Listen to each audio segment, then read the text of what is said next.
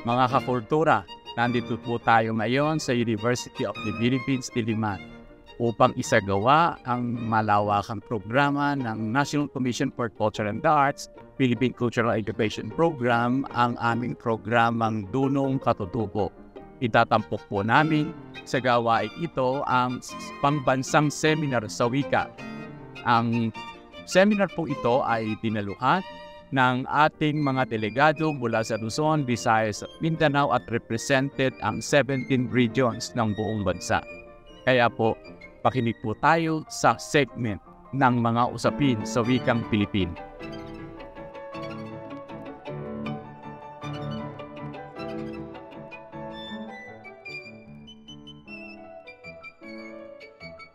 Okay, magandang hapon po muli, Professor Flores, Dr. Gulao at Professor Alvin.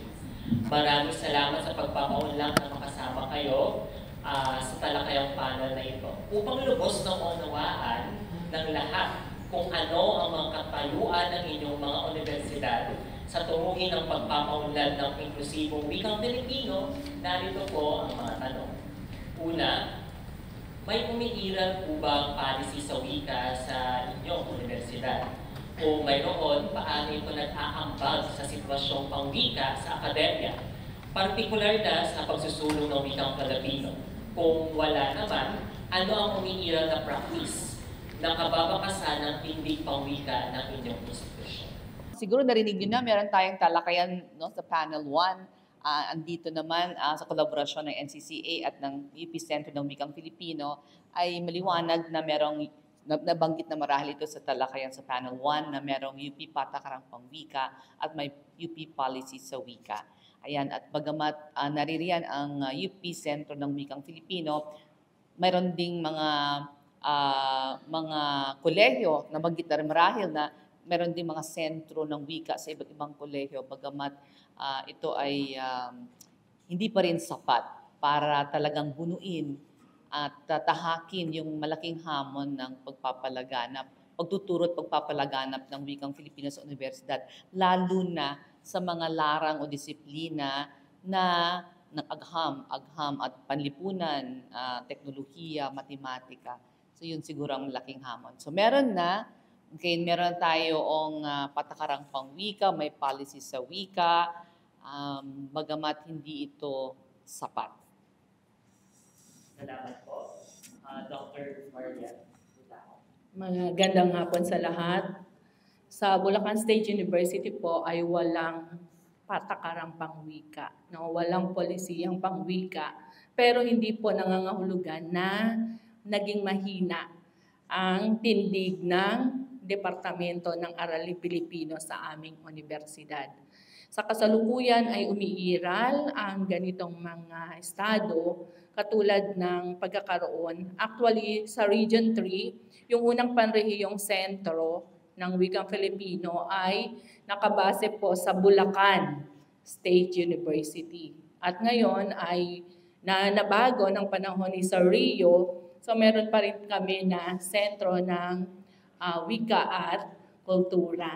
No? Maliban dito, pinagmamalaki ko po na meron kaming matatag na departamento ng Aralin Pilipino na kinabibilangan ng mga mahuhusay, vigilante, laging nakaagap na mga guro sa Filipino.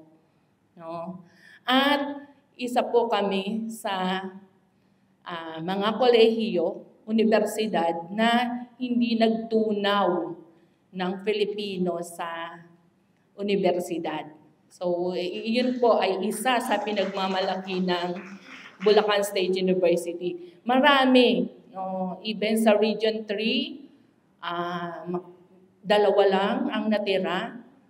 Sa buong Pilipinas po, konti lang ang nagpanatili ng Filipino sa kolehiyo. Pero sa Bulacan State University po, hindi lang isa, hindi lang dalawa, 3 hanggang 4 na Filipino, mayroon po kami sa kasalukuyan. Salamat. Salamat po. Palagay ko kapag sinabi nating patakaran, ito ay batas in a sense. Ito dapat ay codified o nasusulat black and white na pwede nating balik-balikan para maging batayan ng ating mga kino-quote na practice o polisiya, etc. So kung ang ating operational definition ng patakaran ay something codified, ay wala kaming patakarang pangwika.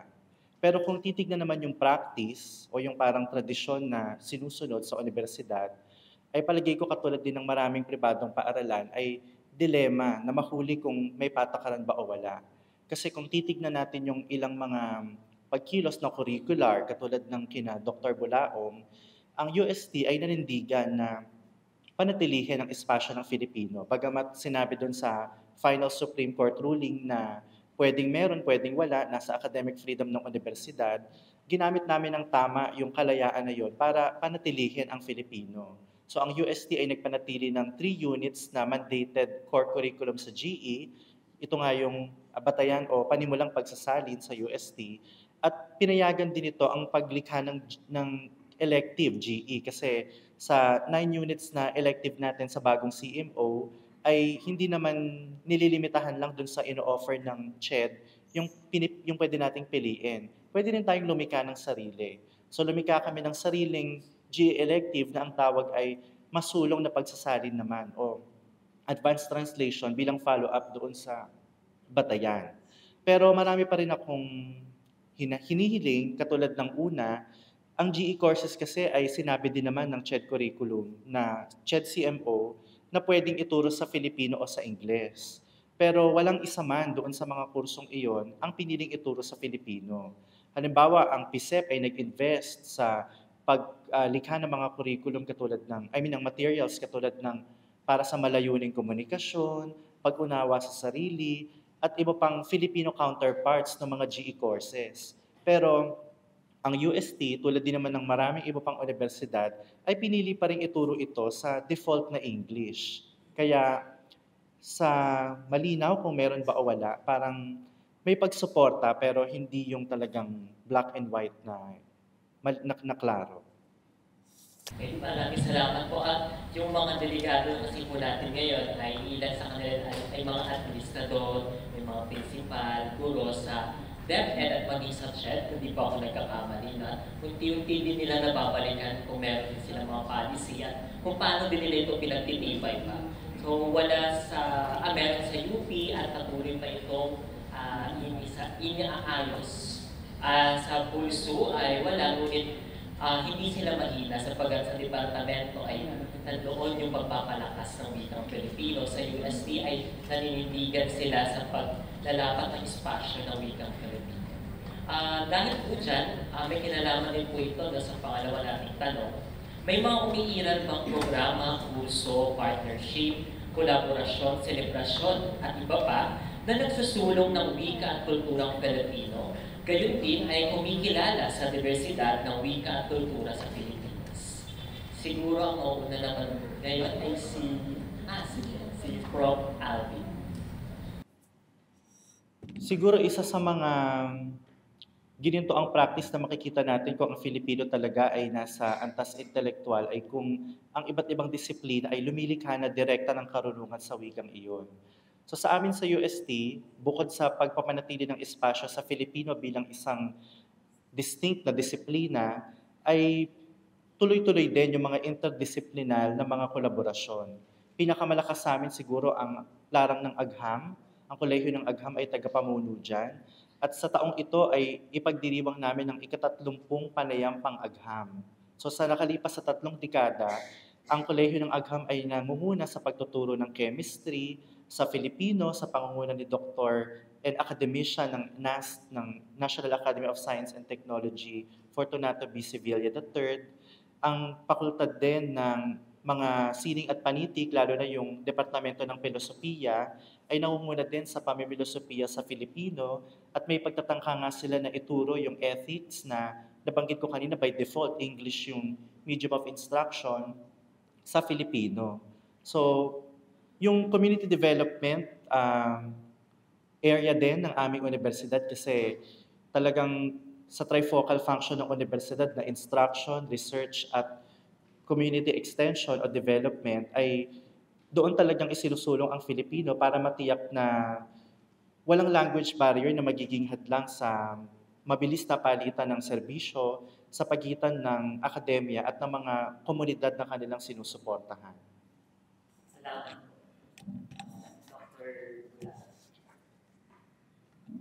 Sa Bulacan State University po ay may mga programa katulad ng BSN Filipino at meron din kaming BA Malikhaing Pagsulat. So, maliban dito, katulad ng binanggit ni Dr. Alvin, nakalaganap ang asignaturang Filipino sa lahat po ng courses. Sa loob ng Bulacan State University, mayroong 14 colleges and we have 4 extension campuses na ang GE talaga ay nakalaganap sa lahat ng disiplina. So lahat po ng aming mga estudyante sa general education ay kumukuha ng Filipino. Sa larang naman, yung follow-up question na yung sa partnership, very active po kami rito. No?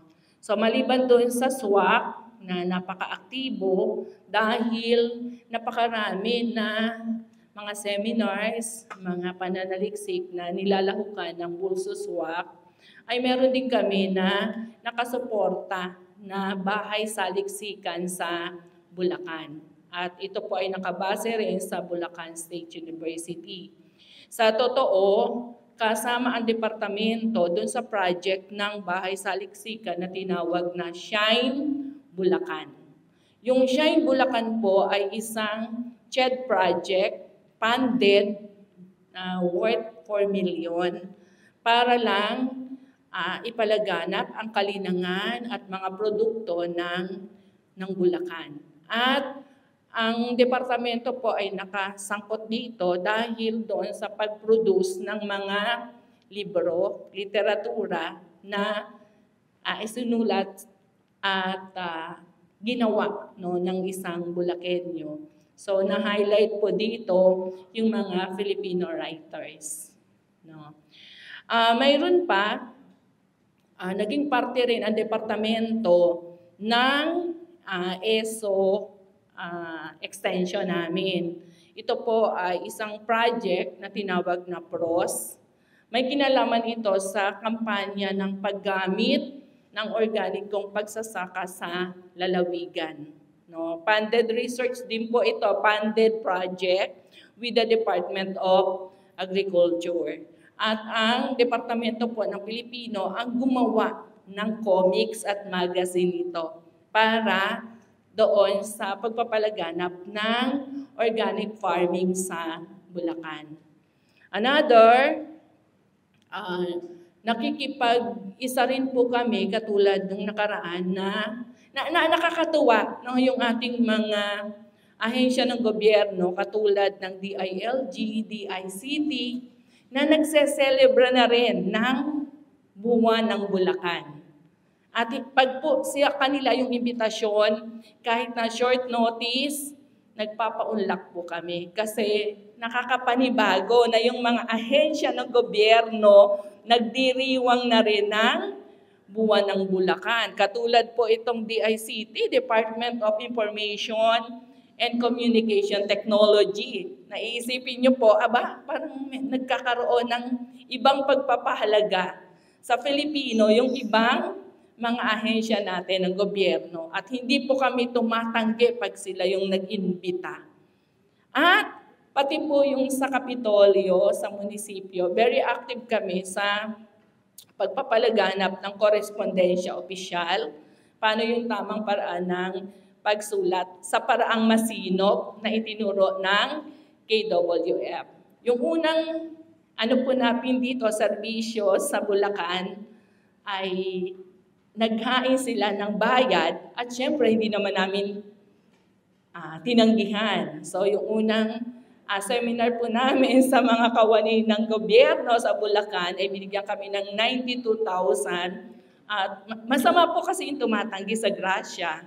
So since binigay, so tinanggap ng Bulacan State University. Pero yung iba po na mga seminar namin sa mga kawani ng gobyerno kasi di ba kahit sa mga kagawad, barangay, medyo nakukulangan sila sa husay sa paggawa ng mga memorandum order, no, yung mga tamang paraan ng pagsulat. So yung bandang dulo po, extension na namin. No? Ginawa na namin na libre para po kay Gov at saka kay Mayor. Then patuloy din po kami na nakikipag-ugnayan sa Department of Education at saka sa JED. Noong una, talaga kailangan magpakilala no? Kami talaga yung nangangasiwa ng mga seminar, ng mga webinar. Iyon kasi ang unang kailangan, no? Kaya magpakilala sa mga paaralan, sa mga pamantasan. So nung bandang dulo, nakabuo na kami ng ugnayan, sila na yung lumalapit sa amin na, baka pwede ma'am na tandem tayo, partner tayo sa ganito ng mga project. So, ganun lang po kasimple, nagsisimula yung ugnayan doon sa ating mga ibang ahensya ng pamahalaan. Actually, ngayon po, mayroon kaming nakalarga na patimpalak, no, sa Region 3, supported by Director Laura Yusi. No, meron tayong timbulan, gawad timbulan. So, para saan po yan? Tungkol saan yan? Ang patimpalak po may kinalaman sa paggawa, pagsulat ng sanaysay. No? Kung saan, kasi nabaha po ang gawing Region 3. Kung nakikita nyo ng mga nakaraang linggo, kami po ay nakalubog sa tubig. At galing po tayo sa pandemya. So yung gawad timbulan po ay isang pagsulat ng sanaysay kung saan ginagawa natin na timbulan para makalutang at makasurvive. No? At yung isa po naming patimpalak ay may kinalaman sa berso sa FB para buhayin yung mga tradisyonal na mga tulad natin, katulad ng Jona, Tanaga. So, yun po. So, gusto kong sabihin sa inyo na kailangan maging aktibo tayo, no, bilang mga guro sa Filipino sa ganitong mga larang. No, tayo ang maging assertive sa mga bagay-bagay. Huwag muna nating hanapin yung magagawa, yung mga pagkukulang. So tayo yung kumilos para sa wika, para sa pagpapaunlad ng ating kultura. Salamat po. Salamat po. Isusunod po sa bakit. Bago natin sagutin yung ano nga ba yung mga asignatura, kurso, programa sa wikang Filipino dito sa Universidad ng Pilipinas, bigyan muna natin ng historical na konteksto na maikli. No? Unang-una, bago pa yung patakarang pangwika, meron na talaga kamalayan at meron na talagang departamento. Kasi ang context nito, kung ang context ng UP Patakarang Pangwika ay ang 1987 Constitution, kaya nagkaroon ng 1989 na Patakarang Pangwika at doon na naitatag ang UP Sentro ng Wikang Filipino, ang konteksto ng departamento at yung mga iba pa na nagtuturo sa wikang Filipino sa iba't larang ay ang kilusang nasyonalismo. Ayan, no? Ano yung kilusang nasyonalismo? Yung mga nakapagbasa dito siguro nung kay Dr. Pamela Constantino, yung kanyang Malaysia, Philippines, Indonesia, yung mga language planning, na mahalaga na pagkatapos na umalis yung mga kolonisador, ano ang nangyari at ang tugon dito ay yung nationalist synthesis. So nationalismo talaga. Kaya mula pa dekada 60 ay talagang UP to, alam niyo mas pag UP, ay talagang malakas. Sa katunayan, sabi nga, ang Department of English ay tinuturing na the mother of all departments. Bakit? Kasi galing dyan ang Departamento ng Pilipinas, Politika ng Pilipinas, at iba pang mga departamento. Okay? At sa panahon na yon, ang mga haligi ng Departamento, DFPP, ng Politika ng Pilipinas, mga dekada 60, ay galing sa Ingles. No? At nakita nila yung kahalagahan ng pagtuturo ng wikang Filipino. Wala pa nga ang 87 Constitution noon. So lagyan ko lang ng historical context yon. So ngayon, medyo kung noon mga baby steps, no? Ngayon siguro mga bibinata na o nagdadalaga na yung steps ng UP, no? Sa kapagkat bukod sa Departamento ng Filipino at Panitikan ng Pilipinas, kami po ay nahahati sa 4 na larang. Wika, panitikan, malikhaing pagsulat at araling Pilipino / Philippine Studies. So 4 po yan. At dito, nagtuturo din kami ng vernacular na wika, panitikan at kultura. Ako mismo ay nagtuturo ng wika, kulturang Pangasinan. So yung mga estudyante ko, atong-tuwa pag dinadala ko sila sa Pangasinan, pumupunta kami sa MSI laboratory sa Bulinaw, mga ganyan. Tsaka meron na ngayon, yung Center for Pangasinan Studies. Shout out sa mga taga-Urdaneta dito pala, Labing Siyam. Na ibang malim ka na kayo amin, masantos yung araw si kayo amin. Okay? So meron tayong ganon. Nag-o-offer din kami, shout out sa mga taga-Pangasinan. So meron din kami, nagtuturo din kami ng Bicol noon, Cebuano, bagamat Hiligay noon, bagamat nag-retire na, si Dr. Rosario Lucero, At syempre namayapa na si Dr. Teresita Jimenez Maceda, ang kauna-unahang direktor ng UP Sentro ng Wikang Filipino. At ang kauna-unahang deputy director niya ay ang retiradong Dr. Ruby Alcantara naman.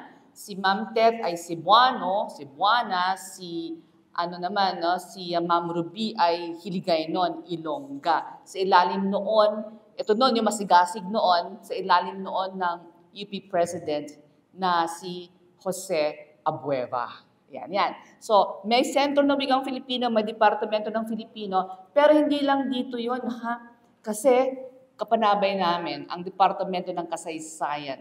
Natatandaan ko, syempre, sino bang di nakakakilala kay former Chairperson Prospero de Vera, di ba? Ayan, si Dr. Popoy de Vera ay taga-Pangasinan, Tayug. Okay, no? So, nung ginagawa namin yung Center for Pangasinan Studies, ako yung natasan gumawa ng Memorandum of Agreement, no? At naging, inimbitahan siya noon ng KWF bilang tagapagsalita. Sabi ko noon, sandali. Sabi ko, noon ay Vice President pa siya ng UP. Sabi ko, VP Popoy, baka gusto nyo ay I can translate your speech, your paper presentation into Filipino.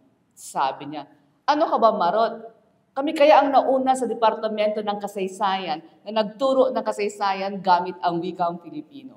Napahiya ako. Pero natuwa ako. Nakasama ko yan sina Jimmy Veneracion. So, ang ganda nun, isang tala. So, sabi niya, dati siya sa Departamento ng Kasaysayan at isa siya sa mga unang nagtulak ng gamit ng wikang Filipino sa kasaysayan. Huwag nyo na itanong ang mga manananggal. Ibang naratibo na yon. Okay, no? So, galing mismo sa kanya ang kwento na ito. Bago siya napunta sa NCPAG, the Public Ad and Governance. So, ito ang kwento. Bukod sa kasaysayan, merong dyan, malakas din, no? Si Ma'am Clement Aquino ay napakalakas, no, ng kanyang advokasya sa pagtuturo ng sosyolohiya sa wikang Filipino. Kaya may mga estudyante dyan na nangingimi, no, kay Dr. Aquino kasi nga hindi ako magtuturo sa English, Filipino. Ayan, ganoon din sa antropolohiya. So yung mga ibang nagtapos, no, sa Departamento ng Kasaysayan na nasa antropolohiya at naging mga tagapangulo pa nga, ay talagang dala-dala nila itong pagtuturo sa wikang Filipino. At ganoon din, no, meron ding mga siyempre, kilala din ang CSWC, College of Social Work and Community Development. Siyempre, kung ang mga organizing ka, grassroots ka, no? So, ang gamit mo talaga dito ay wikang Filipino. At siyempre, nangunguna dyan ay si Dr. Oski Ferrer kasi lagi siyang, siya yung laging nasa larangan o field. Okay, so, bukod sa CSWCD, manaka-naka din, no? May mga narinig ako, nagturo din, no? Ng matematika, sa inhinyero, no, sa engineering, no, college. Anyway, yung sa engineering hindi na ata ito na-sustain, okay, bagamat merong inisyatiba. At syempre, baka makalimutan ko linguistics, magagalit sa akin ang departamento, no, ng linguistika sapagkat sila nagtuturo din sa wikang Filipino. Mapunta ako doon sa matematika, no, sa mga estudyante. Sabi, pwede bang ituro ang wikang Filipino sa matematika? Tandaan natin, balikan natin ng konti si Jose Rizal. Si Jose Rizal nagregalo sa kanyang BFF na si Ferdinand Blumentritt ng libro. Ang title ay Arithmetica, Math. Okay? So, ano ang kanyang sinabi sa kanyang BFF Ferdinand Blumentritt, 1886? Sabi niya, yung dalawang bahagi ang libro ng Arithmetica, nakasulat sa wikang Espanyol at wikang Tagalog. Sabi niya, yung sa wikang Espanyol, medyo malamala o mediocre. Sabi niya, mas superior yung bahagi na nakasulat sa wikang Tagalog. At alam na natin siguro, no, mula 1937, surian ng wikang pambansa hanggang sa 1987 Constitution, ang Tagalog mula sa wikang Filipino na siya ating wikang pambansa. So, nagpapatunay na superior yung libro no? Yung maaring ituro sa ating wika ang matematika. No, sa makatwid, no, may mga mga inisyatiba na rin ito sa iba't ibang kolehiyo. No, tignan natin ang BA at Econ. Okay, bagamat nakapagsulat na si dating dean ng School of Economics, no, na si Emmanuel, ang pangalan ni Sir De Dios, okay, ng isang artikulo na sinasabi niya na magandang tignan yung posibilidad ng magkaroon ng economics, no, tayo at gamit ang wikang Filipino. So yung mga ito, bagamat tila maganda, no? Siyempre UP, nangunguna, premier, etc. Nandito ang bastion, no? Ito ang pugad ng mga nasyonalista, nandito ang UP, Sentro ng Wikang Filipino at iba-iba pa. Pero ang kalaban natin ay dambuhala. So, hindi sapat ang mga to. Ang dami niyan. Kung sasabihin natin, asignatura, programa, proyekto. Pero talagang hindi sapat yan. Lalo na ngayon sa panahon ng ChatGPT, SOCMED, AI. Pero sa ChatGPT, may Filipino na, di ba? Na-try nyo na ba yon? Okay, so, tinry ko lang, no? Sumulat ng sanaysay, ukot sa talambuhay ni Jose Rizal. Walang 1 minute. Nurasan ko walang 1 minute, tapos ang ganda. Maganda, teknolohiya, at least may Filipino kasama dun sa listahan ng mga robot, no? Pero nakakatakot tayong mga guro dahil baka mga isinusumiti sa atin, sinulat ng robot. Ano-ano ang matutukoy ng mga tagumpay ng inyong universidad sa pagsusulong ng eksklusibong wikang Filipino? Ano-ano naman ang mga nagpapatuloy na hamon? At paano ito tinutugunan ng may paggalang sa diversidad, pangwika at yamang kultural ng bansa? Okay, mauna na siguro ako na pag gano'n ulit. Okay, so syempre, no, hindi matatawaran ang malaking kontribusyon ng UP Sentro ng Wikang Filipino na talagang nagpursige, nagtaguyod. No? Pero heads up, para dito ang tagapangulo ng UPSWF, tagumpay, pero magandang tignan din. Sa aking klase sa Filipino 40, Wika, Kultura at Lipunan, meron silang isang gawain. Ang gawain nila ay ito. Yung mga science majors, pumili kayo ng isang libro na inilimbag ng Sentro ng Wikang Filipino. Tasain nyo yan, yung matematika, ganon. So meron sila on environment pa, urban planning, merong biology, chemistry, math, no? Pero heads up din ito, no? Constructive to. Lahat tayo ay magpapakatotoo. Yung mga libro, nung tinasa ng estudyante ko, semester in and semester out, sinasabi na, Ma'am, mali-mali yung problem. Okay? Actually, ma'am, ang gagaling ng mga author. Mga sikat yan sa aming mga kolehiyo. Bakit nagkaganoon? Baka pinagawa lang sa research assistant. O mali yung problem, pati pagsasalin. So, ito na yung problema natin. Ang ganda na. Huwag na tayo. Mahirap magbida-bida din. Okay? Kasi magpapakatotoo tayo. Minsan kasi tokenism yan eh. Sige nga, makakomply nga. Sabihin natin, meron tayong libro na nakasulat sa wikang Filipino. Tayong mga taga-bio, tayong mga taga-chemistry, tayong mga engineers, no? Tayong mga taga-urban planning. Minsan kasi compliance. Tapos pasikatan, meron na kami. O kaya quota-quota. Di ba? So, may mga tagumpay, pero dun sa tagumpay na yan, kailangan kilatisin din natin. Okay? Natutuwa tayo pero hindi matatawaran talaga ang ang dami ng publikasyon, ang dami ng inisyatiba, proyekto, programa ng UPSWF. Okay? Pero yun nga lamang, yung magandang tignan din ulit mula sa isang lensing critical.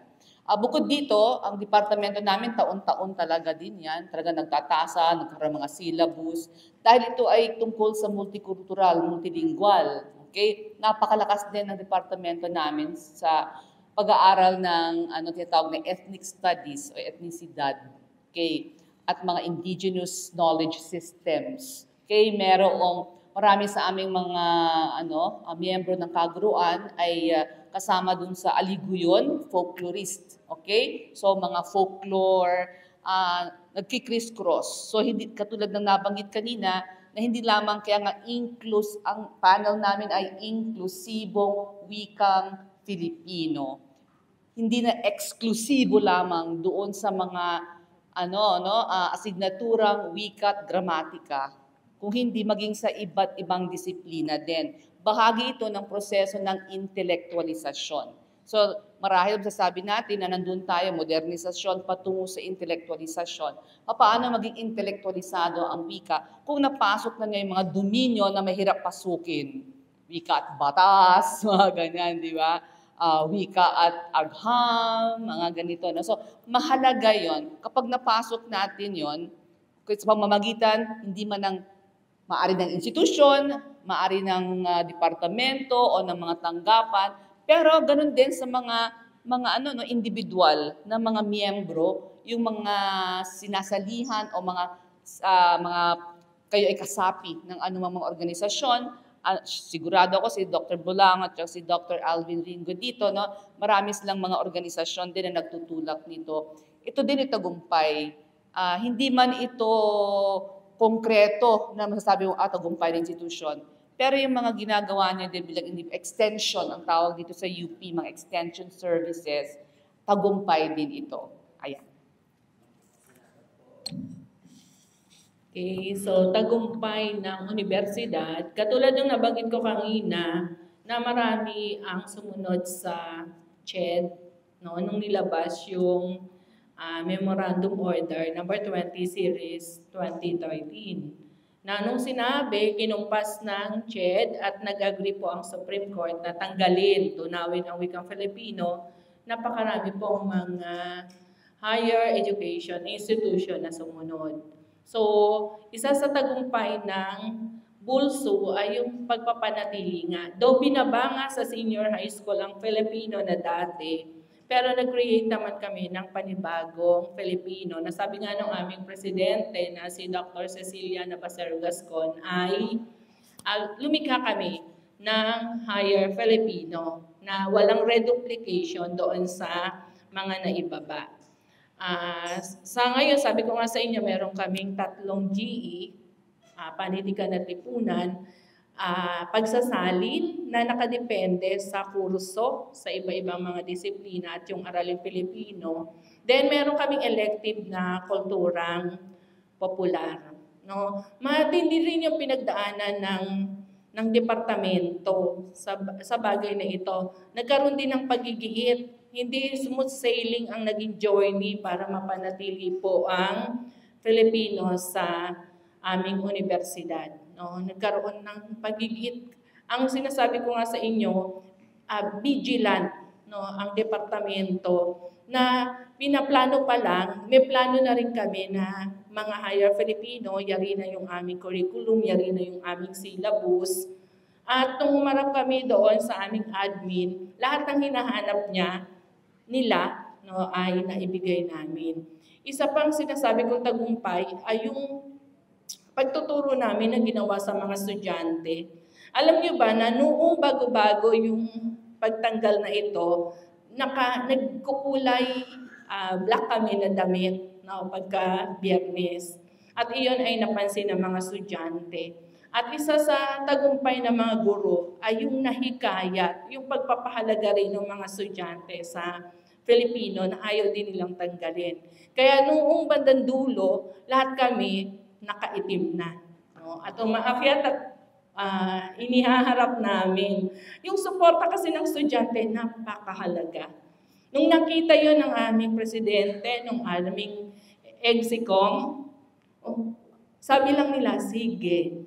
Kasi nandoon kasi yung paggigiit.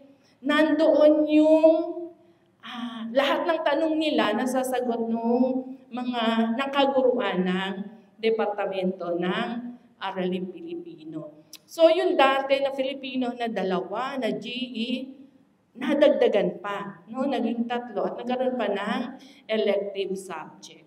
So mahalagang bagay yan sa amin. Pero hindi namin yan tinatanaw lang ng utang na loob sa estudyante at sa departamento. Nandyan din kasi, sabi nga kanina, yung niluluklok. Mapalad ang Bulacan State University kasi nagkaroon kami ng presidente na graduate po ng UP, ng Universidad ng Pilipinas, na mayroong malalim na pagtingin at pagpapahalaga sa Pilipino. Actually, yung second term niya, nung nagkaroon ulit ng panel, isa yon doon sa dahilan bakit na-renew ulit siya. Kasi sabi ng isang panel, dahil sa pagpapahalaga mo sa Filipino, vote ko ay sa'yo. At nung gumawa siya ng 25 aspirations, number 6 ang tungkol sa pagpapalakas ng wikang Filipino at number 16 ang tungkol sa pagpapalakas ng kultura sa Bulacan. So sabi niya, kung merong magtatanggal ng Filipino sa Pilipinas, huli po ang mga taga-Bulacan. Kasi alam niyo naman lahat sa kasaysayan, ang Makata po na si Balagtas ay from Bulacan. Si Del Pilar po ay nasa amin. Parang nakakahiya naman sa kanila. Baka bumangon sila kung kami yung unang magtatanggal ng Filipino. Okay, so may mga hamon po, katulad ng sinabi ni Mama Ruth, ni Doc Marut kanina. Hamon sa pagtuturo ng Filipino, sabi ko nga sa inyo, palakasin nyo yung mga sarili nyo. Bakit? Malaking kasalanan po sa isang guro, particular sa larang ng Filipino, kung ito ang pinag-usapan natin, ang magturo ng mali. Baka po, gusto ko lang kayong tapikin na paunlarin ang mga sarili kasi sabi nga kahapon may mga nagtatanong daw sa ortografiya, sa standardization. So, okay naman, mainam yung nagtatanong. Ibig sabihin, uhaw tayo sa karunungan. Pero, obligasyon at naging malay tayo kung ano yung mga tuntuning pangwika na ginagamit ngayon. Kasi baka mamaya, hello sir, hello ma'am, baka ang tinuturo mo ay mali. So, viral yan Pagka mali, dumadami ang mali. Dumadami ang produkto nyo. So, isa sa nakita ko yan na problema. So, ang nire-recommenda ko dun sa hamon na to, magpatuloy kayo ng pag-attend ng mga seminar, magpatuloy kayo sa inyong mga graduate school. Mag-PhD kayo, mag-MA kayo. Another na nakita kong hamon sa mismong kalagayan ng Pilipinas, yung galing tayo bago sa multilingual education, nanggaling tayo sa bilingual. Ang problema na lumalabas sa bilingual, dalawa yung language. At sa pag-bilingual, may isang dominante. Sad to say, sa bilingual education na lipunan natin, ang dominante ay wikang Ingles. Ang kawawa, Pilipino. Ang baba ng tingin natin, ang prestige na sa Ingles. Ang Pilipino, pangmasa. Yun mga ganyang kasi posilisadong mali. Basagin natin yan. So, yan, isa sa mga problema na nakita ko. Masyado ang taas ng prestigiyoso na pagtingin natin sa Ingles. Hindi natin, sabi nga kanina, hindi natin pinag-aaway yung mga wika, mahal natin yung mga yan. Nasa pagtanggap. So, yun. Isa pang hamon na nakita ko, buti nga ngayon hindi na. Yung research, kahit sa Bulacan State University, Solido yan ng Ingles. Buti nga ngayon, binukas na. Pero hindi yan ibinubukas ng admin kung walang magigiit. Actually, para doon sa mga CHED, faculty members na nag-aayos ng JC, Joint Circular, diba? Sa akin, nakikita ko na tagumpayan eh. Improvement yan. Kasi binigyan nila ng pagpapahalaga ngayon ang mga resorts na nakasulat sa Filipino. At ang laking puntos noon na dati, wala namang punto yung mga yan. Another na improvement na nakita ko dyan, dati wala yung mga creative writings.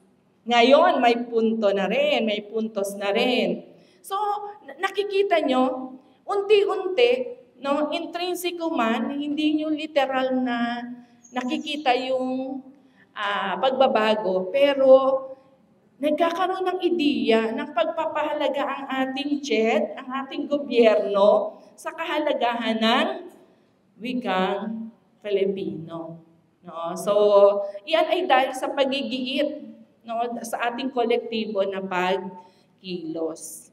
Okay? So, isa pa na kinaharap ng bulso, yung malikhaing pagsulat, iilan lang ang merong kurso niyan. Isa sa UP Diliman. No, may isa sa gawing South. Ilan lang, 3 lang yata ang nag-o-offer nito sa buong Pilipinas. So, ano yon? Advantage. Pero, alam niyo ba, mayroong hamon. Bakit? Wala po sa interes ng mga estudyante yung tungkol sa pagpapalaganap at maging eksperto sila sa larang ng wika at kultura. Yung interest nila, more nasa ibang ibang disiplina. So, ngayon kami ay may mga advocacy, mga campaign, campaign video para ipakilala pa rin sa mga estudyante ang malikhaing pagsulat. Mahalaga kasi. Alam nyo, ang dami din pinupuntahan ng mga graduate na mga nagsipagtapos ng malikhaing pagsulat. Pwede sa media. Pwede sa mga publishing company natin. Maraming pwedeng puntahan. So, isa yon sa hamon at binibigyan naman namin ng solusyon. No, actually, sabi nga namin, parang mas marami pa yung estudyante namin na nagkaka-interest, 27. May mga graduate kasi kami, faculty ng Diliman. Sa Diliman nga, hindi ganun karami. Sabi nga nila, mas marami pa tayo doon sa Universidad ng Pilipinas. Gayong pa man, hindi ganun na-appreciate kasi ng admin namin. Yung ganong kaunting populasyon ng malikhaing pagsulat. No? Kaya challenge yan sa amin. Okay, so ano pa ba? Yung aming kasing kolehiyo ay College of Arts and Letters. Pero ang mga programang nakapaloob dyan, BA Broadcasting, BA Journalism, BA Theater Arts, and malikhaing pagsulat. Meron kaming 4 na programa. At nung sila ay nag-OJT na, English kasi, yung curriculum namin. Nung nag-OJT na sila, napansin ng mga internship students at saka nung mga coordinator, ang wika ng media ay Filipino. So sabi ng mga estudyante, parang nangangamote kami kapag Filipino na. No, kasi nga, ang aming curriculum ay sa English. So nung nag-revise kami ng curriculum, nagpasok kami ng mga gramatikang Filipino, na nakakonteksto sa lipunang Pilipino. Though meron tayong tinatawag na Associate Press Style Book. Ito yung universal style book na ginagamit sa buong mundo ng mga mamamahayag. Pero international yung basihan noon. ang basihan noon ay in English. No? At iyan ay tinugunan nung aming subject. Gayun din nung aking dissertation. Yung dissertation ko kasi ay wika ng media. Dami tayong ginagamit ng media na na mali. At iyon ay mahalagang bagay kasi ang impluwensya ng media ay dambuhala. Napaka-powerful ng media. Katulad lang ng mga dobleng pluralisasyon, mga kaguruan, double jeopardy yan, dobleng pluralisasyon yan, kaguruan ay kolektibo na tapos nilagyan mo pa ng pamparaming mga. May number na, mayroon ng mga panuring na iba't iba, ilan, tapos nilagyan mo pang mga. May bilang na nga, may mga panuring na. No, dalawang mag-asawa. No, yun mga ganon, kasimple. Kala kasi ng mga estudyante natin ay tama dahil ito ay binubuga, no, niluluwal ng media. Pero ganon, no, yun mga tugon doon sa mga ganitong klase ng problema. At kaya naman natin na gawin. No, kung may kailangan na subject sa isang curriculum, bilang mga guro, tayo yung mag-iit at maglagay na ito kailangan nito ng estudyante, kailangan nandyan yan. At 100% sure, i-approve yan ng inyong BPAA kasi may kailangan. Okay, salamat. Ang problema kasi ng ating sistema pang-edukasyon ay kolonyal. At isa sa mga manifestasyon niyan ay yung lagi nating pag-asa sa top-down na istruktura ng edukasyon kung saan laging bumabatay tayo sa kung ano ang curriculum na prescribe na ibababa mula sa itaas. So noong nag-release nga ng CMO tungkol sa ating mandated GE curriculum at wala doon ang Filipino, nagulanta ang lahat kasi kapag hindi nang galing sa itaas ay parang pakiramdam natin walang mandate ang ating existence. Pero isa sa mga naging silver lining siguro noon ay napag-isipan natin sa wakas na mga Filipino teacher, paano ba tayo lilikha ng sarili nating kurso? Ano pa ba yung mga potensyal ng Filipino na dapat maituro bukod doon sa sinasabi mula sa itaas na dapat nating ituro? So di katulad ng ibang GE courses na plastada na kung ano yung magiging outcomes, kung ano yung magiging content, pati organization o pagkakasunod-sunod, since walang mandated curriculum ang Filipino, naging paraan yun para pag-isipan natin ano pa ba yung pwede nating ituro bukod doon sa mga traditional na paksang pampanitikan at pangwika, mga salitang pangnilalaman, pangkayarian. So ang unang naging magandang epekto nun, at least sa UST, ay nagnilay ang mga teacher. Siyempre, nandun na yung gusto nating mapanatili ang Filipino para sa usaping ekonomiko, para magkaroon tayo ng kabuhayan. Pero ang mas mahalaga pa ay yung pagharap sa tanong talaga na ano ba talaga ang kabuluhan ng Filipino sa programa ng mga estudyante, sa mga industriya, sa magiging profesyon nila, sa magiging lifelong learning, for example. At doon natin napag-isipan na ang lawak pa pala ng potensyal bukod dun sa mga tradisyonal na nating itinuturo. So palagi ko ang naging malaking tagumpay ng UST ay yung redefinition talaga ng Filipino, na hindi na lang ito yung typical na paksang asignatura o disiplinang pangwika o pangkomunikasyon, kundi meron talaga siyang espasyo sa paglikha ng karunungan sa iba't ibang larang.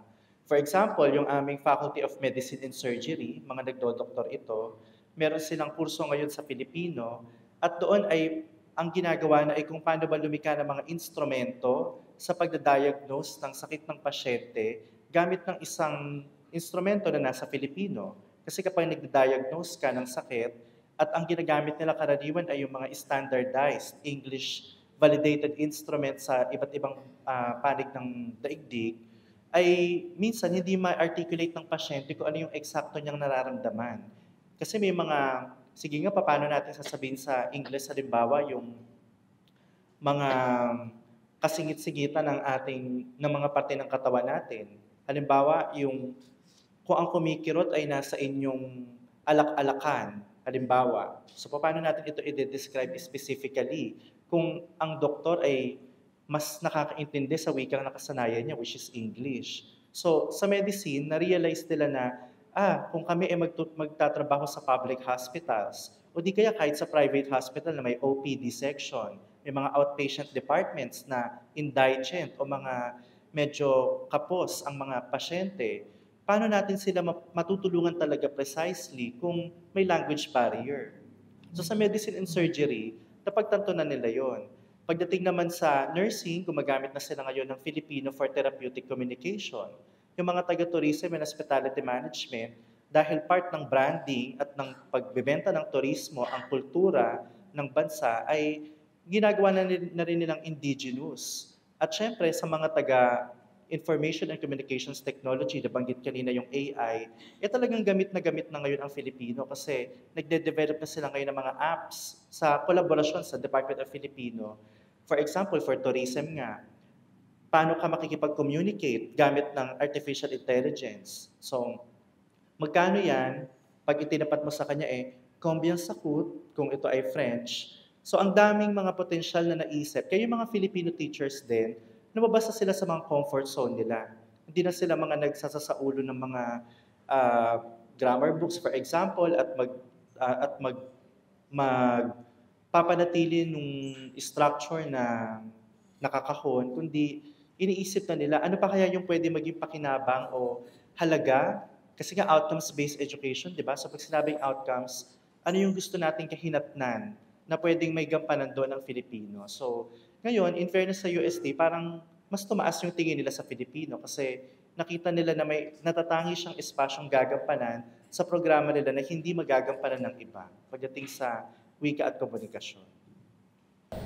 Ano-anong mga estratehiya naman ang ginagawa at maaaring gawin ng universidad upang mahikayat ang administrasyon, kaguruan, at mga mag-aaral na may iba't ibang pinagmumulang linguistikong background na aktibong lumakok sa pagpapaunlad ng wikang Filipino? Kanina nabanggit yung covert, no? Yung mga utos nang galing sa hari, no? Galing sa taas, binagsak sa atin. Mas ang burden, ang bigat ay nasa nag-iimplementa. No? So ang bigat ng K-12, halimbawa, kung hindi yan naka-ready, ang bigat ay nasa atin, no, na mga guro. So, dalawa yung actor kasi. May sa implementation, mayroong dalawang actor. Isang galing sa structure. Alin yung structure?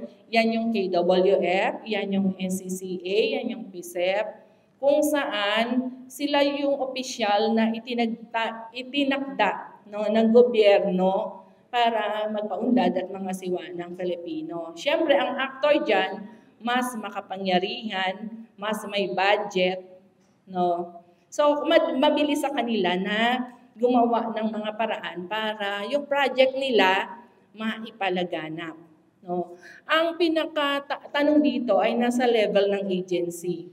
So, alin ba yung agency? Tayo. No? Tayong mga guro na nasa akademya, na sinasabi sa mga una at napakaraming pag-aaral na ang inhinyero ng wika at kultura, ang mga dalugwika, ay nasa akademya. At naniniwala po ako doon. Sino yung aktor? Tayo po. No? Kayo. So, mas marami ang agency kumpara sa structure. So, ano ang sinasabi na strategy? Kung wala kasi yung structure, walang budget. Medyo mahina yung pagigiit natin sa project. Ako, iminumungkahi ko na gumamit ng bottom-up, top-down. Parang capsule na sa dulo, i-resolve ng problema. Parang gamot. So makikita yung ulo mo, may kapsula ka, top-down, bottom-up, at mare-resolve yung problema. Mahirap kasi yung puro top-down, nilalaglag lang sa atin. Ang mahalaga, yung mga batas, yung mga pamantayang pangwika, nakaugat, nakakonteksto sa danas ng mga Pilipino. In other words, meron pong consultation. Hindi yung basta na lang, ay tanggalin ko nga yung mother tongue. So tanggalin ko nga yung K-12 without consulting yung mga taong mas may danas kung ano yung nagaganap sa ibaba. So magiging mas successful ang isang patakarang pangwika kung may galing sa baba. No? At yung mga nasa taas naman ay kung meron naman silang mga tuntuning pangwika or meron silang mga polisiya, no, proyekto, nakasuporta naman din, no, yung mga nasa ibaba. Mahalaga kasi sa ganito na mga gawain yung tulungan baga. Kung alam nyo yung nagaganap sa Taiwan, sa Japan, may pangil kasi ang gobyerno. No, kaya nila na kontrolin, ito ang standardisadong wika, ito lang gagamitin natin. So sa atin kasi ang gobyerno natin, parang hindi nila priority, no, yung patungkol sa wika. Tama na sinasabi, nasa nasa konstitusyon. Iyon ang pangit. De jure. Nakasulat, pahalagahan ang wikang Filipino, gamitin, pero tinunaw. Merong contradiction. No, nakasulat, de jure, pero hindi ini-implementa. Yung K-12, yung first year niya, in-implement, pero hindi de jure. Walang nakasuporta na batas. Kaya, medyo nawiwindang, medyo mabuhay. No, kasi hindi tayo magsalubong nung kung ano yung kinakailangan. So, yun yung nakita ko kasi na strategy, no, na kailangan ang lahat ng bagay pag-usapan. So, hindi din ito pataasan ng ihi. Ang nakikita ko kasi, yun bang kultura? Siguro kailangan magkaroon tayo ng iisang sagwan sa iisang bangka. No, iba kasi ang estilo ng UP sa pagpapaunlad ng wikang Filipino, iba ang PNU, iba yung UST. Baka pwede na magtulungan tayo. Iba kasi yung Pilipino ng PNU, no, iba yung Pilipino sa Bulacan State University tutubo kami. Hindi kami Hispanismo. Mas kami na lalawigan, no, guro, paaralan. Hindi, kahit yung aming gobernador, pansinin niyo, pagka may liham, hindi siya gumagamit ng probinsya. Palaging lalawigan, punong lalawigan.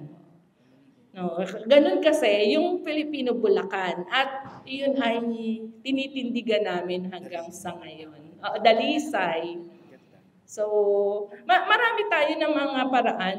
No? Si Sir Rio kasi, Hispanismo yung dulog. Si Ma'am Consuelo Paz, Anglicismo. No? Mas siya sa teacher, ang gamitin, ballpen. So, parang iba-iba pa kasi yung sagwan, no, na ginagamit natin. Siguro pa pwedeng dumating yung panahon na yung sinasabi ay pinag-usapan na standardization kasi konsepto lang. No, abstract yun. Walang ganon sa wikang Filipino. Sana dumating naman din yung panahon na magkaroon tayo ng isang ortografiya. Walang nagkakaroon tayo kasi ng preference No, yung gumagamit yung iba ng asignatura, yung iba subject na DY, EK, yung iba subject na J, EK. So, hindi pa talaga. No? So, ako ang nakikita ko dyan sa elaborasyon na yan, mahalaga na mayroong pagkilos. Na mayroong mga pagpapaunlad kaysa wala. Parang nagkikibit balikat, wala akong pakialam dyan. So, sa akin, kontento na rin ako sa kung ano yung mga hakbang ng ating mga mahusay sa wika.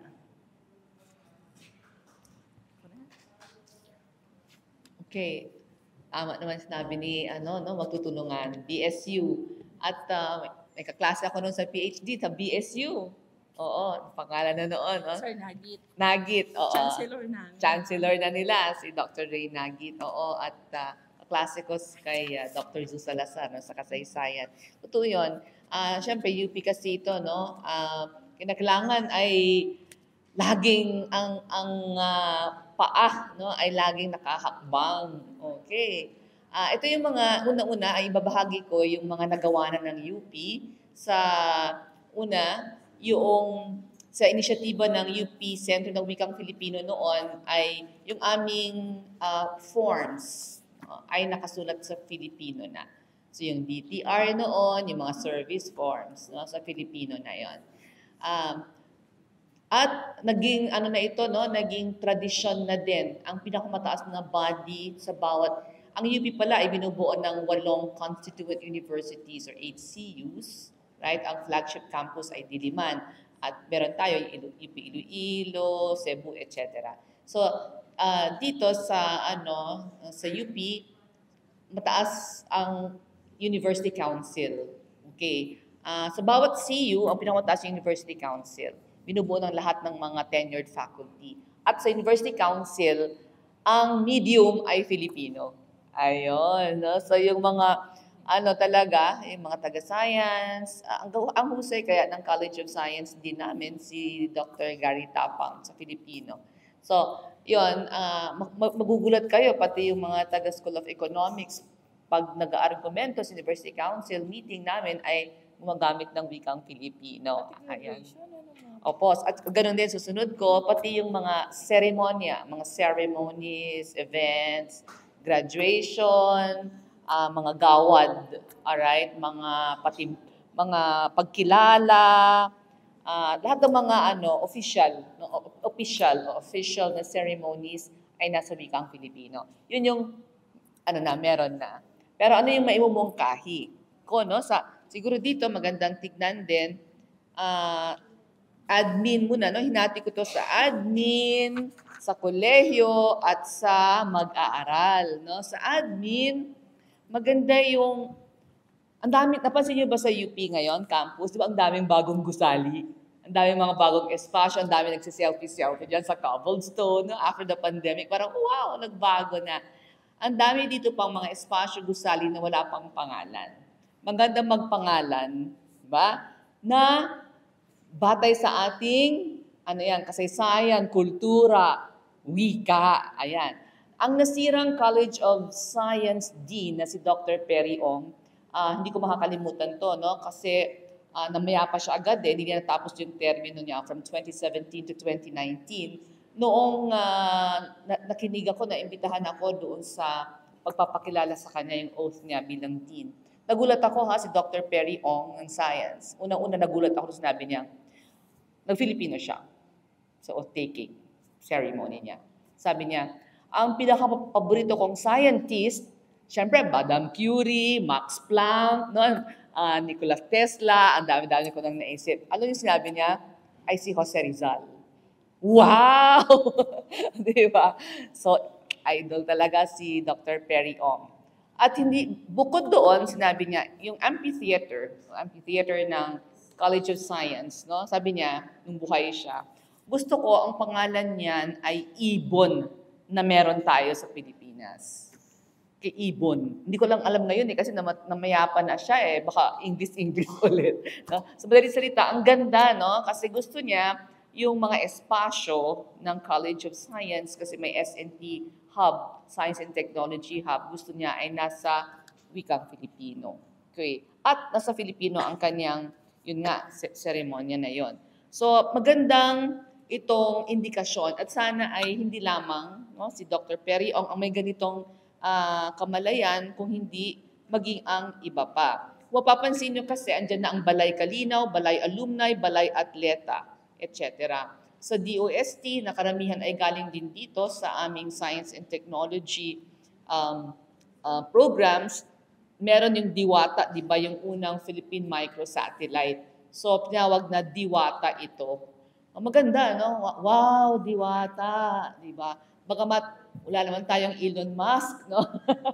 Pero at least yung microsatellite, Diwata, di ba? Ang ganda nito na pagpapangalan. Kaya maganda siguro sa akin, no? Makakahikayat yan Ano pa ba yung mga espasyo dito?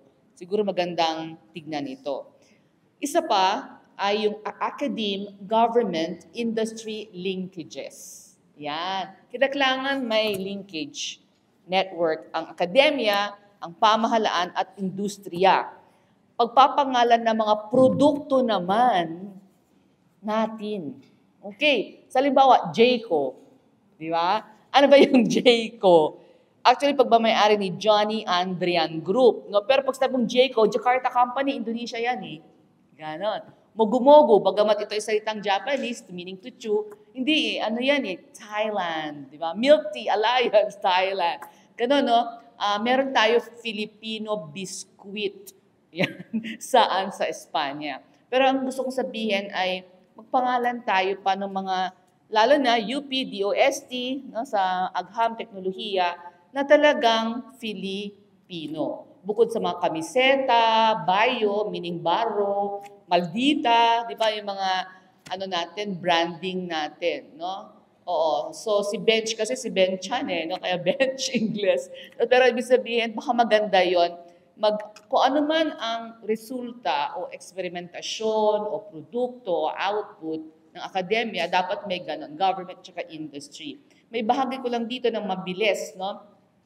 Ang nagtapos dito noon na si Dr. Baldomero Olivera, no, na ay pinarangalan bilang most outstanding scientist noong 2008, Nino ng Harvard University. Isa siyang Filipino. Tapos siya ay sa mga cone snails na endemic dito kasi sa Visayas siya. Doon siya nakagawa ng painkiller more potent than morphine. More potent. No? So, doon sa kanyang lecture noon, sinasabi niya na yung mga description niya, diba, may mga reaction yan, no? Antukin, ganun, talon ng talon, ganun, no? So, walang makakakuha nung kanyang study, no? Kasi very Filipino yung nilagay niya doon. Okay? Ang masaklap nga lamang, alam niyo naman siguro ang pharma, di ba? So, kahit na siya yung naka-imbento, siya lahat, hindi niya maako-ako ang material na tagumpay dahil sa patent problems na yung pharma. Pero ibig sabihin dito ay marami tayong mga scientists, no? Marami ng itong mga produkto din. Marami tayong mga entrepreneur. Okay, na maganda kung magkaroon ng linkage yan. At sa tingin ko, habang tayo ay ipinapangalandakan natin yung wika natin, yung kasaysayang kultura natin, ay nakakatulong din ito saan? Sa produkto natin para sa labas. Hindi ang globalisasyon ay puro importasyon. Ang globalisasyon ay dapat produkto natin na ilalabas, na iaangkat sa labas. Hindi yung tayo, yung laging recipient. Di ba? Kaya, ang mahal-mahal ng mga ngayon, carrots, patatas, okay, mga poultry, no? Yan ang sa agrikultura. So magandang tignan ito. Noong ako nasa KWF ng 2012, sa ilalim pa noon ni tagapangulo Jolad Santos, ay nagbigay na ako ng ganyan na resolution number 2 na ipangalan nga, no, itong mga produkto na meron tayo gamit ang wika natin. Ito ay naratipika, ang resolution na ito, sa ilalim naman ni tagapangulo Virgilio Almario ng 2014. Okay, so para pagsabing diba, samgyupsal, Korean na Korean yan eh. Ano mabibigay natin? Adobo. Ano pa kaya? No? Sana maging agresibo tayo dito. Sa naman, hanay ng mga kolehiyo, nabanggit na ito kanina ni Dr. Bulaong kanina, no? Ay yung sa kolehiyo muna, mga seminar workshop o write shop, para saan? Para sa intelektualisasyon ng wikang Filipino sa kanilang disiplina. Sa kanilang disiplina. Kasi talagang, maging ang tawag dito, yung realidad. Maraming hindi kumbinsido sa wikang Filipino.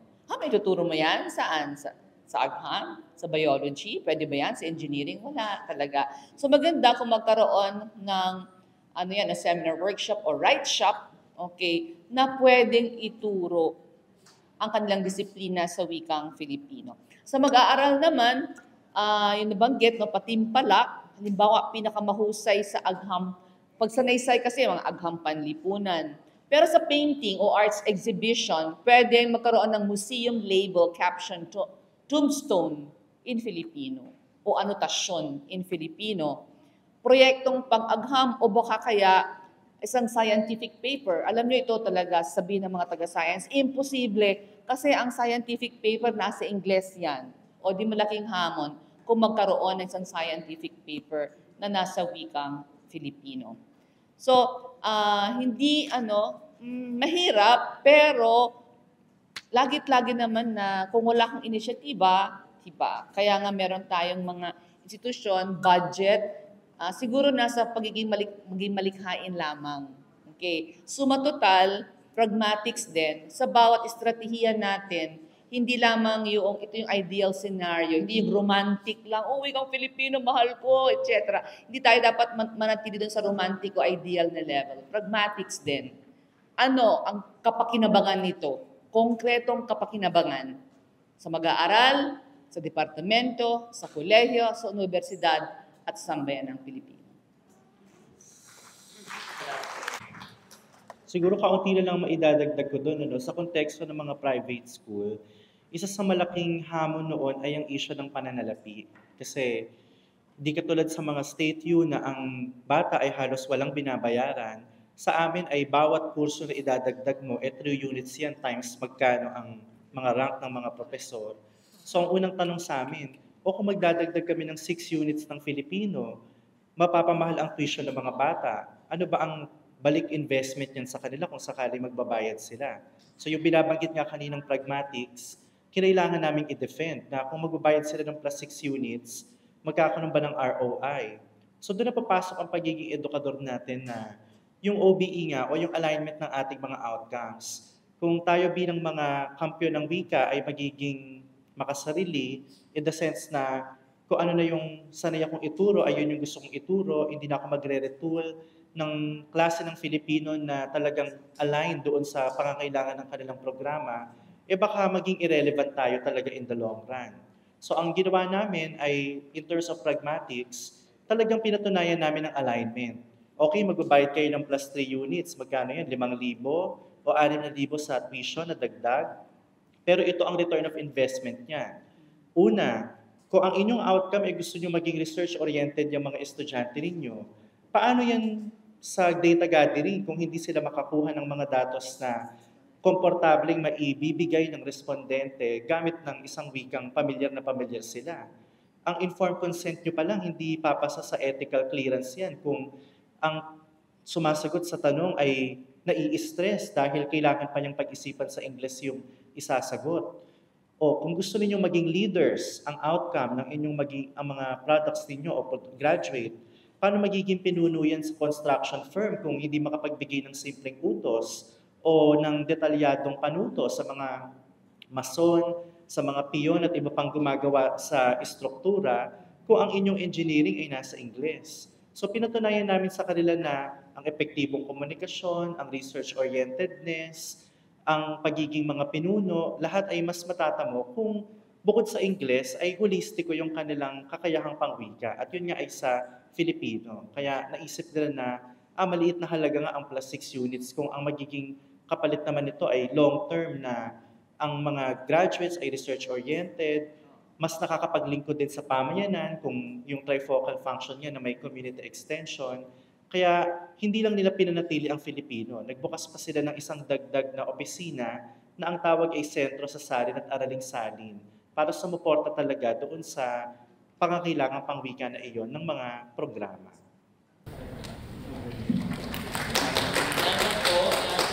Matingkan pa rin yung pagpapalitaw doon sa usapin na wikang Pilipino nagagamit sa iba't ibang mga disiplina na nabanggit din na ibahagi ng iba't ibang mga universidad. At laging-lagi hindi ito gawain lamang ng administrasyon. Kundi laging katuwang ang komunidad, kasama na yung mga mag-aaral, at iba pa na sampot dapat. Okay? Ito po ay pinagsama ko na rin mga tanong. Sa paanong paraan na ilalako sa curriculum at buhay akademya ang mga lokal na wika ng ating bansa at paano pinoposisyon ng inyong universidad ang pagsasaalang o pagpapaunlad ng wikang Filipino habang kinikilala ang lokal na wika. Sa larang ng pagbuo ng curriculum, ng paghahain ng mga kurso or mga bagong subject, napakalaki ng responsibilidad ng mga guro. No? So, hindi lang administrador, no? Yung guro mismo ay mayroong kakayahang magpasok at bumuo ng isang subject. Sabi ko nga kanina sa inyo, yung Gramatikang Filipino sa kurso namin broadcasting at journalism ay binuo galing sa experience, karanasan ng mga estudyante at ng internship coordinator. So yung mga ganong klase ng problema, dapat nakikita natin. No? At dahil bahagi tayo sa pagbuo ng curriculum, magkaroon tayo ng boses, no, na ibahagi kung ano yung kailangan ng mga estudyante. Okay? So, yung sinasabi natin, ito yung DepEd at saka CHED required units. Ito yung curriculum na offered, proposed by CHED. Oo, may ganon. Pero napakalinaw. Binibigyan tayo ng laya ng CHED. Okay lang na lumabis, huwag lang magkulang. Ibig sabihin, may laya tayo na magpasok ng iba pang mga subject na kailangan ng mga estudyante. Hindi ko lang masagot yung kaso ng Universidad ng Santo Tomas kasi may usaping budget dito. Hindi katulad sa mga state university na sagot talaga ng Unipass yung tuition fee ng mga estudyante. Pero ang nakakatuwa dito, inaayawan ng CHED nung una, no, yung Filipino, pero nung inihain naman namin, sila rin nag-approve. So, ibig sabihin, pag nakita naman ng CHED, yung pinakapunto ng pagdaragdag natin ay tinatanggap, no, at pinipirmahan naman nila. Okay? Doon sa aming BA Malikhaing Pagsulat, nakapagpasok kami ng regional language. Nung una ay Hiligaynon, ngayon ay nasa Ilocano. So, kahit papano, no, kahit kami ay nasa Tagalog region, mayroon ding kakayahan ng mga estudyante na makaunawa ng ibang regional na wika. No, magpahalaga ng tungkol sa sinasabi sa saligang batas na tumutulong talaga ang regional na wika at pumapasok ito sa bokabularyo ng tinatawag na wikang Filipino.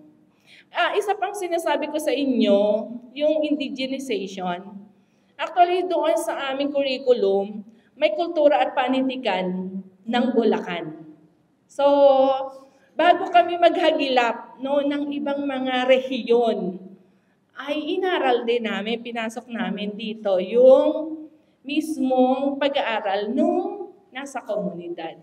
So, mayroon din naman kami nakita na pangangailangan na kahit ito ay tungkol sa wika at kultura, may pangangailangan na maging mahusay ang mga estudyante sa videography, photography, sa ibang larang ng computer. So, pinasok din namin.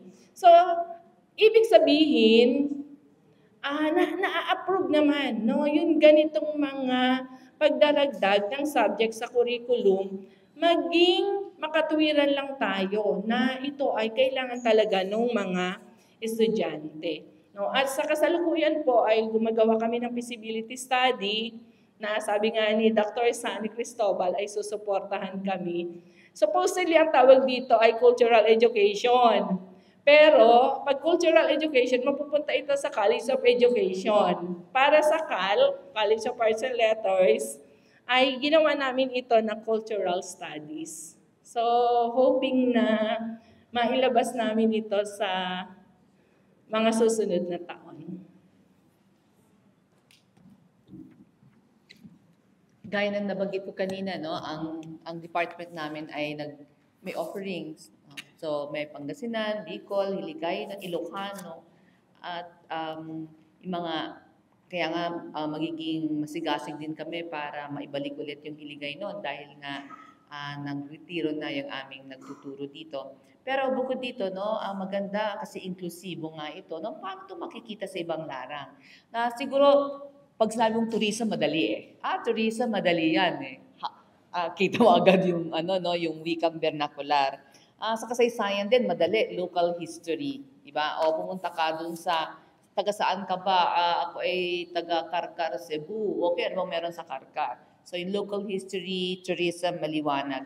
Yung agrikultura, importante din eh, di ba? So paano din, halimbawa sa mga lugar ng Cordillera.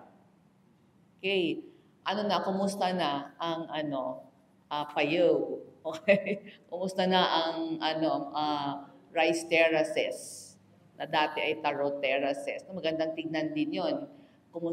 Actually, kung titignan natin 1500s lang naman talaga pala ang rice terraces, no. So, iba-iba. So kung may Sweden farming, mga problema din, indigenous knowledge systems to, no? So mga problema sa agrikultura, paano din kaya nabubuhay at nagsusurvive itong mga iba't ibang pangkat etnolinguistiko. So magandang tignan yan. Agrikultura, environment. So saklaw na yan eh. Gamit yung wika nila. Ganun din yung mga, di ba kung saan-saan, halimbawa, makikita natin, ang pinakamarami ay ang ita sa mga indigenous, mga IPs. Okay, kung saan-saan, dito nga sa Batangas, may ita, iba't iba. Dala-dala din yung kanilang sariling wika. Pero paano saan? Sa chemistry. Pwede yan. I-link mo sa food science. Okay, ano ba yung food science? Ang food science basically chemistry yan eh. O halimbawa, may batuan. Bakit masarap ang pagkain sa akin, sa Iloilo, di ba? Kayo din. Di ba? Yung batuan. Walang batuan. Hanap ka sa Lazada. Meron, pero patagal bago dumating sa'yo. Okay, yung mga pagkain na meron, iba yung tinola natin sa tinola sa Mindanao. Ang ganda, no? Ang daming posibilidad, chemistry, food science. Bio, yung nabanggit kanina ni Dr. Alvin Ringo, no? Di ba kayo, nanotechnology. Nanotechnology, pero hindi mo alam kung ano ibig sabihin ng puwerta ng babae, di ba? So, okay, anong katawagan niyan doon sa lugar? Halimbawa, Ilocano ka. Di ba? Tama yun eh, no? Yung doktor, hindi naman iinggisin ka ng doktor eh. So, what afflicts you? So, what is your affliction? Hindi naman eh. Saan mas masakit sa'yo? Ganyan naman eh, no? Katulad din ng batas. Kaya maraming mga, no? Batas din importante. Kasi, pinakamarami mahihirap kasi hindi na naintindihan. No? Kasi pau lang sila eh. Mga pro bono cases, mga libre. Ayan. Kasi, kumbaga, talagang ayaw sabihin sa kanila ang kanilang karapatan para sila ay manatili saan at magkaroon ng kaso pa din. Okay. So, ganun din, no? Siguro importante ngayon, enerhiya. Bakit? Yung energy. Importante yan. Bakit? Inayawan ng Bataan, ng mga taga-Bataan, ang power plant. Nuclear power plant. Saan itatayo? Yung mga taga-Pangasinan dito, doon sa Labrador. Okay? Yung mga, naintindihan ba natin kung ano ang nuclear power plant? Tandaan natin ang 2011 Fukushima disaster. Naintindihan ba natin yon? O kaya, yung problema ngayon, black sand mining. Ano ba yung black sand? Ano ba yung iron ore? Di ba? Baka may katawagan yan doon sa mga lugar na yun. So ito ay hindi lamang ito academic na usapin. Ito ay survival natin. Ito ay para saan? No? Sa katiwasayan ng buhay ng bawat isa, ang paggamit ng ating sariling wika, ang vernacular na wika sa iba't ibang lalawigan. Lalawiganin. Okay. Ganon din sa economics. Okay. Bakit? Okay, may mga katawagan yan. Kung may suki ka, may hataw ka, di ba? Ano ba ang tawag din sa iba? Sinasangla ang ATM. Di ba alam natin yon? Sinasanglay ATM? Oo, sinasanglay yan eh. Ano yun, no? Ano itong mga ganitong ugnayan sa palengke, ganun din no, sa ibang mga lugar. Meron din talaga. Sa madalit salita, itong paggamit o pagkilala, pagtataguyod ng vernacular na wika, no, local, no, ay mahalaga yan, syempre sa akademya, pero isipin natin lagi tulad ng agham. Ang ganda ng binanggit ni Dr. Ringo, no? Gusto ko lang bigyan diin yon. Si Dr. Fortunato Sevilla III. Ang sabi niya, ang problema natin sa agham, ang kultura ng agham sa Pilipinas ay elitista. Bakit elitista? Kasi, sabi niya, hindi lang sa Ingles eh. No, kasalanan din yan ng mga science high school. Di ba? Kasi, ang tingin ngayon sa agham ay para sa mga matatalino, magagaling mag-English. Yung mga graduate ng Pisay, Masay, QSI, di ba? At naglipanan na ngayon, ha? Big booming business ang science high kung saan-saan. So, ang nangyayari, very elite. Para saan bang agham? Ang agham dapat para magkaroon tayo ng gusali, tulay, na hindi babagsak. Magkaroon tayo ng, gaya na kanina, no? Tayo ang may iri. Bakit tayo nag-i-import ng bigas? Malaysia, Cambodia, nag-i-import tayo. May iri tayo eh. Di ba? Ang yabang-yabang natin eh. Okay? So, napaka-elitista kasi. Para saan ba ang agham? Para magkaroon ng mga gamot. Pero ang dami daw, no? Sa National Research Council of the Philippines, NRCP, ang dami-dami kaya dyan ng mga studies na ito. Pero walang budget.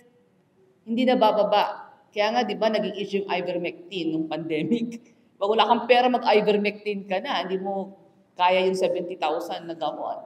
No? Ang agham ay para sa ordinaryong tao. Pero dahil ang kamalayan natin, nagiging elitista ang kultura ng agham. So, napakahalaga nito. Huli na to, no? Oo. At yung huling tanong, paano ipoposisyon ang wikang Filipino? Bibilisan ko na lang, wala tayong oras. Yung kanina na huwag pag-away-awayin ang wika. Gusto ko lang ialingaw-ngaw dito, yung nabanggit noon ni Pambansang Alagad ng Sining Virgilio Almario. Maganda yung sinabi niya noon at naniniwala ako sa kanya. Nung sinabi niya na, ang kalaban natin ay hindi Ingles. Ang kalaban natin ay yung kamalayan natin na uunlad tayo dahil sa Ingles. Tama? Bakit? Nung ginawa ng mga Hapon ang Mitsubishi, nag-English ba sila? Nung ginawa ng mga Koreano ang Samsung, Hyundai, nag-English ba sila? Kaya nga, natatandaan nyo, matagal na to, di ba may kaso noon Samsung at saka Apple. Sabi ng Apple ay, kinopya nyo kami, you copied us. Ang ganda nung sinabi nung Samsung. Kasi, ang Apple, English eh, di madali. Madaling, very accessible, di ba? Parang, sabi ni Cherry Hill ba yun? Parang kalendaryang bukas sa lahat ng gustong kumain. So, you make yourself available, your business. So ngayon, ang sabi na ng Samsung, yes, we copied you, but we improved on it. O, di ba? Nanalo ang Samsung. Kasi readily available English eh. Okay, ang kalaban natin ay hindi English per se. Kalaban natin yung kamalayan natin. Nakala natin uunlad tayo dahil sa English. Ang mga Ruso ba, nag-English nung ginawa nila yung vodka nila o Swarovski nila. Di ba? Mga Pranses, ang kanilang mga tren. Hindi. So may problema tayo. Kaya ito rin, siguro gusto ko sabihin ito sa mga Filipino teachers. Huwag tayo makipagkompetensya sa mga English teachers. Huwag makipagkompetensya. Ang kailangan natin, baguhin yung kamalayan. Nating lahat mag-aaral. Kasi, paano mo ikukumbinsi yung mga ang dami ating kalaban, ang daming hamon, paano mo ikukumbinsihin na mahalaga ang wikang Filipino para sa ating dignidad, dangal, sa ating kamalayan, para sa ating karunungan, kung aawayin, makikipagkompetensya ka? Hindi. No? Kinakailangan, di ba, sabi nga, you have to win over your adversary. Kinakailangan, kumbinsin mo, hindi ba, Filipino ka, etc. Ang Ingles, no, ay, tatandaan natin, ha, hindi naman naging makapangyarihan agad yan, eh. Di ba? Saan? Anong naging makapangyarihan noon? Sinakop din ng mga Pranses, William the Conqueror, ang England. At naging status symbol ang Francais. Kaya nga ang dami mga pagkain, kaya mga salitang French, na boudoir, reservoir, croissant. Noon, ang tingin ng mga Ingles, mababa, inferior ang English until Shakespeare came along and the rest is history. Kung ang mga Ingles, no, ay naipalitaw nila, naitaas ulit nila ang kanilang wika. Tayo pa kaya? Di ba? Tayo pa na, okay, sa panahon ngayon, dapat hindi na tayo baby steps. Hindi na rin tayo nagbibinata o nagdadala. Dapat gurang na tayo na sa panahon na ito ng hamon.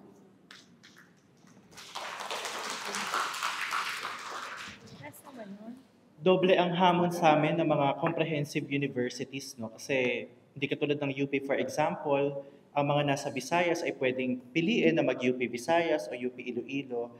Sa amin sa UST at siguro yung ibang pribadong universidad din, saan man sa Pilipinas, kung gusto nilang mag-aral sa UST, ayun lang ang pupuntahan nila. Kaya kami ay melting pot.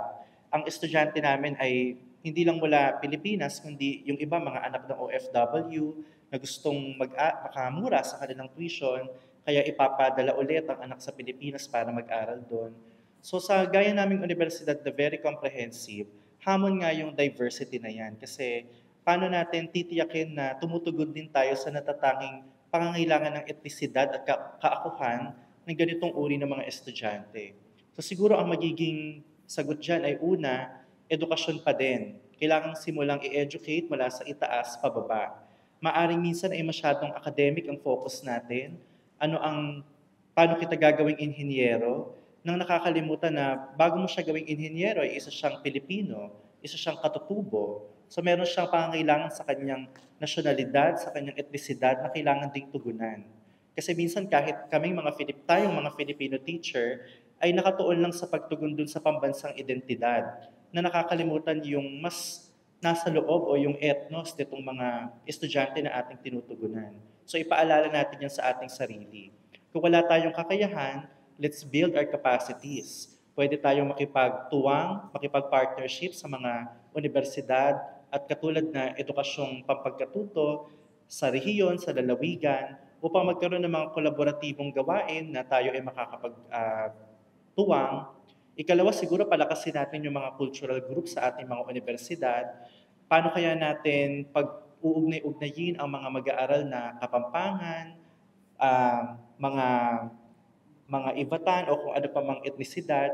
Kasi katulad dati nung nabubuhay pa si Dr. Florentino Hornedo, ay talagang may pagsisikap siyang ipakilala yung kanyang identidad bilang Ivatan. Kung siguro may ganoong pagpapangkat na matutugunan natin yung kanilang natatanging pangangailangan ay two-way ito. Pwedeng ma-showcase yung kanilang kultura para mas maintindihan natin. Matuto tayo mula sa kanila. Well, at the same time, napapalakas nila ito sa pagsusulong ng mga proyekto o gawain na natatangi din sa kanilang development. At ikalawa, at huli, ay yung pagbabalik din nga sa komunidad. Nabanggit kanina yung ni Dr. Arzadon, yung sa service learning. At sa amin, isang paraan yan para makapagbigay kami at matuto din. Katulad ng mga estudyante namin sa Kolehiyo ng Edukasyon, halimbawa kung meron kang kurso, katulad ng materials preparation, bakit hindi, bukod sa tinuturuan mo sila tungkol sa technicalities ng ano ba dapat ang sukat, ano dapat ang kulay, etc., bakit hindi ang output ay ipe-preserve ang isang particular na nakanganib na wika?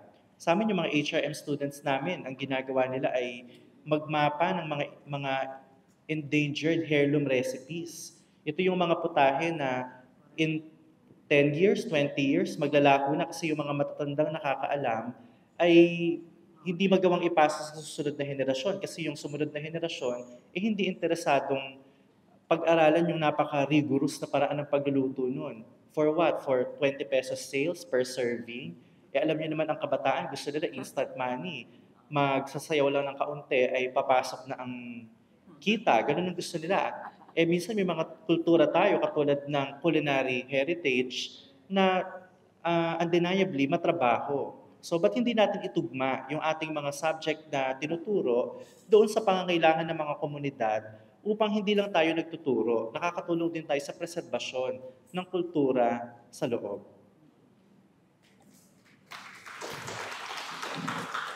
Pangwakas.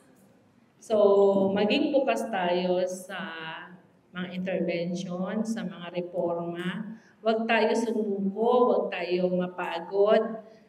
Kasi wala namang ibang major na mga ngasiwa nito, kundi social studies and Filipino major. Hindi natin to pwedeng ipasa sa ibang mga dalubhasa.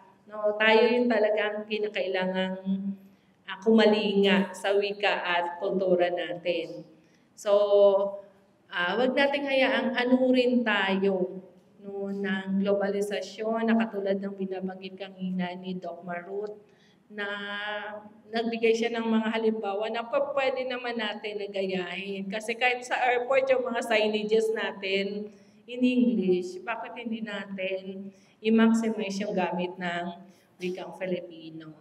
So, kolektibo tayong kumilos, wag lang isa, tulong-tulong tayo. Tandaan yung binanggit kanina ni Ma'am na L1 natin yan, language 1. Ibig sabihin, love 1 natin yan. No, walang hihigit na pinakadakilang wika para sa atin, kundi ang wikang Filipino. Pero hindi sinasabi na anti-English tayo. Kailangan natin ang Ingles sa iba pang mga larang. At bilang pangwakas, sa amin kasi naniniwala kami na tatlo na nasa harapan nyo ngayon, na ang wika at kultura ay napapag-aralan, napaplano, nababago, at napapaunlad sa pamamagitan ng ating kolektibong pagkilos. Maraming salamat po. Maraming salamat po at ulitin ko lang. Maraming salamat po sa lahat ng ating mga delegado na dumating sa ating seminar sa pambansang seminar ng wika. At nagpapasalamat po ang National Commission for Culture and the Arts sa lahat sa inyo. At sana po ay may natutunan kayo tungkol sa pagpapaunlad ng wikang Pilipino.